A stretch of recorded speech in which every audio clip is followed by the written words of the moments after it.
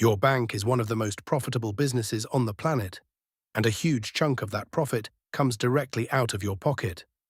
Most Americans keep thousands of dollars in checking and savings accounts that pay almost nothing in interest, while the bank lends that money right back out at 5 to 10%. By the end of this video, you'll see exactly how that spread works and what to do about it. Here's the headline. In 2024, the US banking industry posted profits of around $268 billion. The single largest source, net interest income, the gap between what banks earn lending money out and what they pay you to keep it in your account. Chase pays you about 0.01% on your savings. They lend that same dollar out at 6 to 8% for mortgages, or 22% on credit cards. The spread is the business. 4 ways your bank actually makes money off you. Number 1. Net interest margin. Bank pays you almost nothing on savings, then lends your money out at much higher rates. This is the biggest revenue source by far. Number 2. Overdraft fees, around $12 billion per year, mostly from people who can least afford it. Number 3. ATM and account maintenance fees. And number 4. Debit card interchange fees from merchants, which get passed to all customers in higher prices. Most of this is invisible to the average customer. Here's how actual savings rates compare. Chase Savings, 1/100%. Wells Fargo and Bank of America, about the same.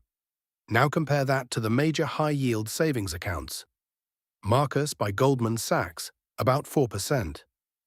Ally Bank, around 4%. Discover Online Savings, about 4.2%. The gap between Chase and Discover is over 400 times. Same money, different bank, wildly different return. Let's quantify it. $50,000 sitting in a Chase savings account at 1/100% for 10 years, about $50 in interest. The same $50,000 in a Marcus or Discover high-yield savings account at 4%, about $25,000 in interest. Same money, same risk, same FDIC insurance. $25,000 swing, purely from where you keep it. Big bank savings versus high-yield savings. Same $50,000 deposit. Same FDIC insurance up to $250,000. Same easy access to your money.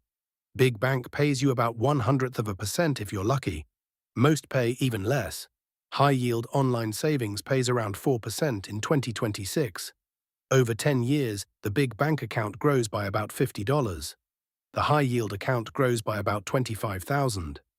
That's a $25,000 difference on the same money, doing the same thing, sitting in a savings account. The only difference is which bank's name is on the account. 3 rules to stop paying the bank for nothing. Rule 1. Open a high-yield savings account at Marcus, Ally, Discover, Capital One 360, or any reputable online bank. Most take 5 minutes to set up and have no minimums. Rule 2. Keep only your monthly spending money in your checking account. Park your savings, your emergency fund, and any short-term cash in the high-yield account where it earns real interest.